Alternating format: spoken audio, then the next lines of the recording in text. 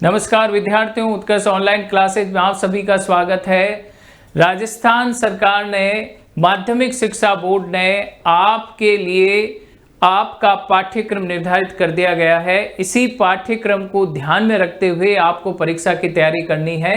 इस परीक्षा की तैयारी किस तरह से आपको करनी है, इनके अंक विभाजन क्या है, व्याकरण में कितने अंक आएंगे, अपठित बोध में कितने अंक हैं, लघुतरात्मक प्रश्नों के अंक कितने हैं और पाठ्य पुस्तक कौन कौन सी है, इसको ध्यान में रखते हुए आपको परीक्षा की तैयारी करनी है।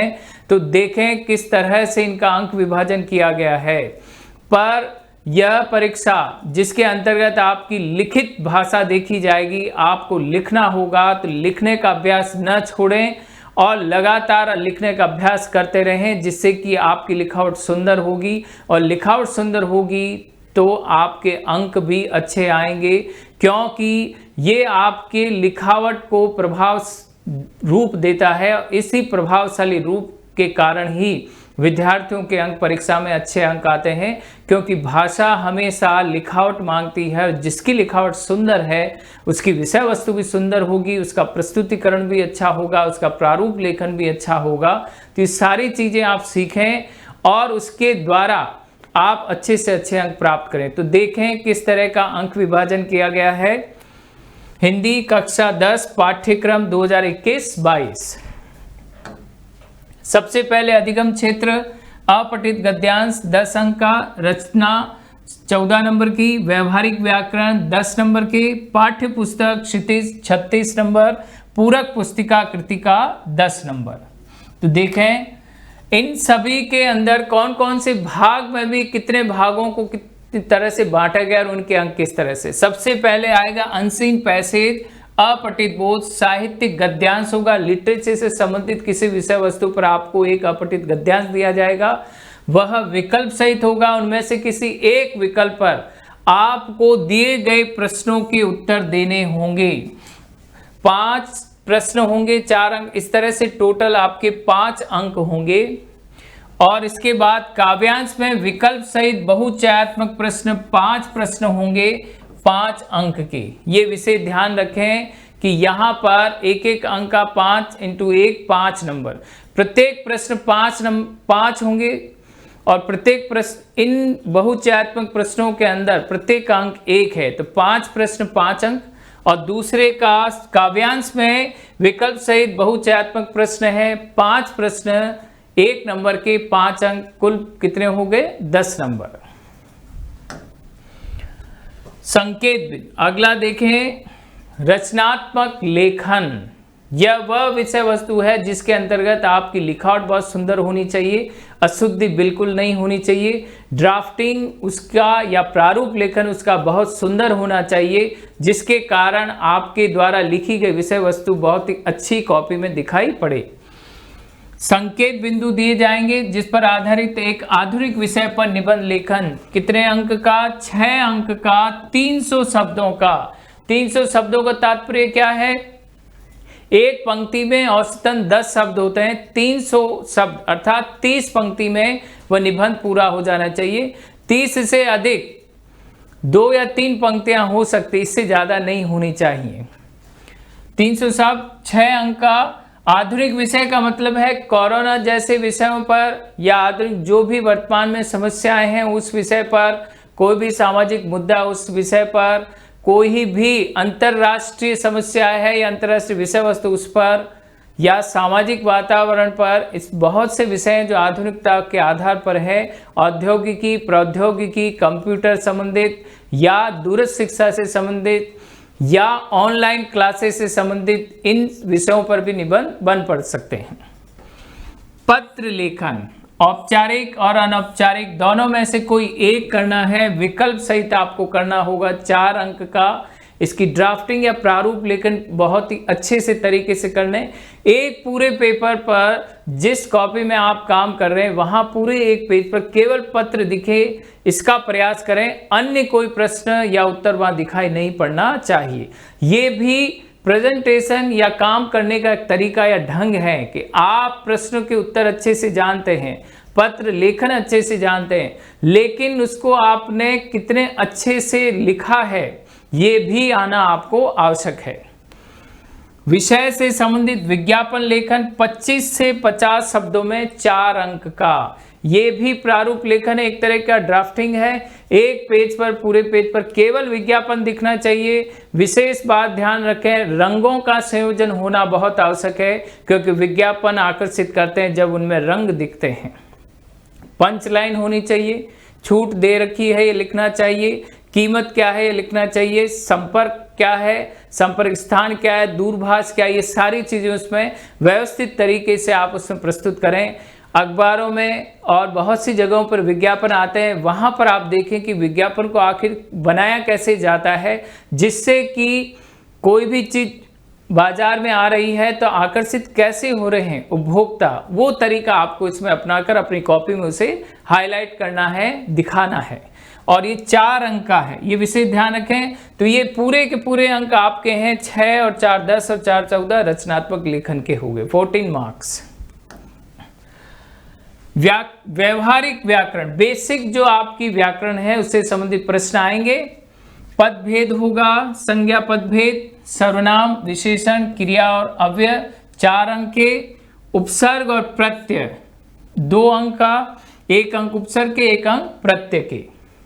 संधि और समास ये 2 अंक के, 1 अंक, 1 अंक संधि और 1 अंक समास के।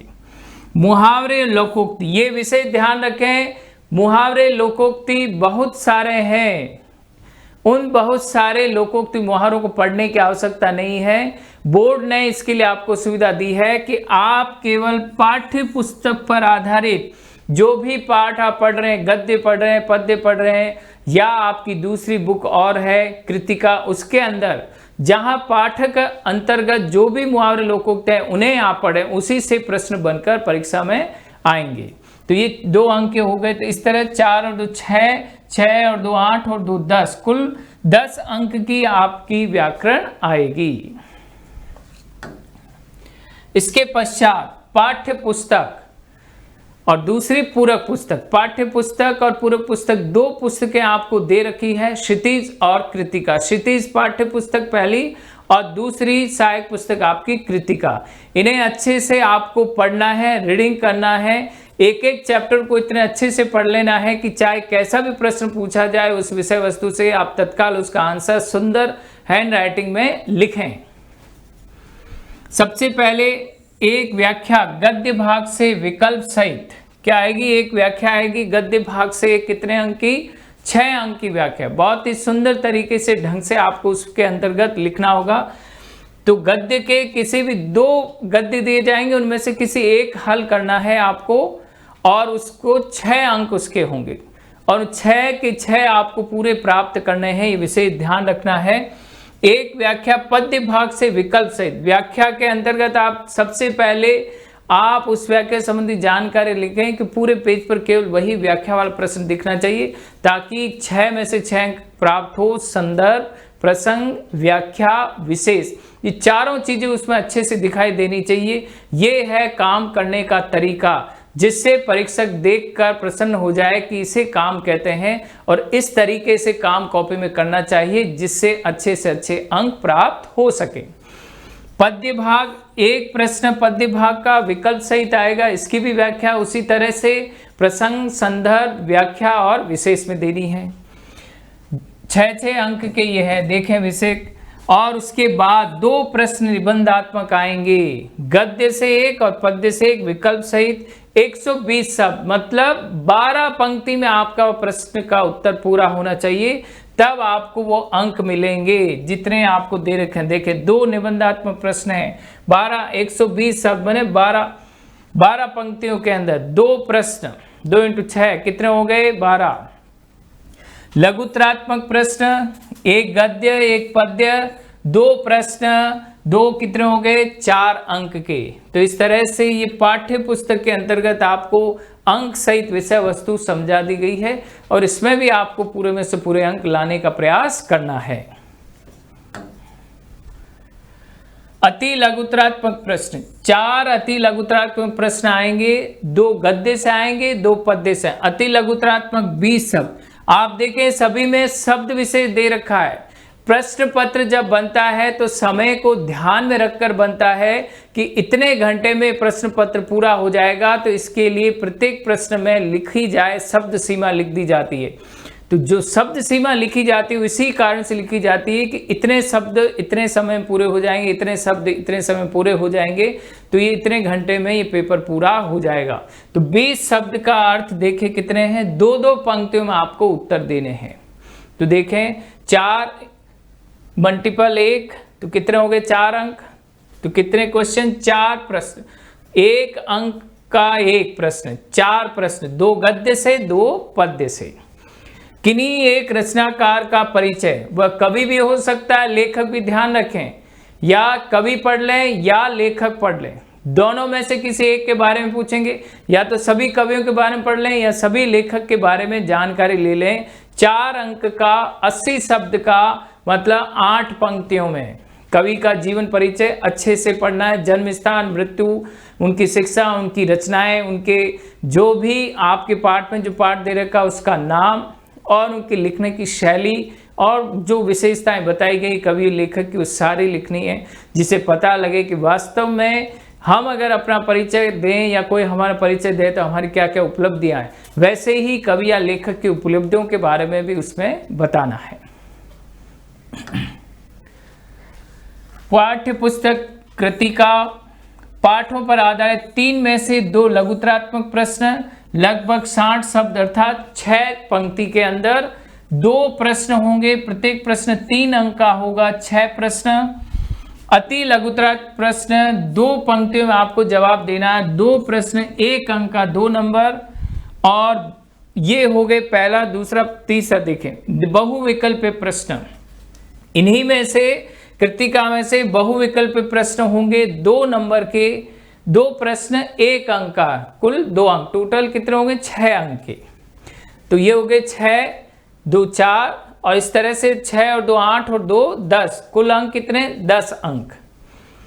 ये बहुविकल्प प्रश्न होंगे। विशेष ध्यान रखना, बहुविकल्प में विषय वस्तु अच्छे से जानकारी होगी तो आप सटीक और सही आंसर दे पाएंगे।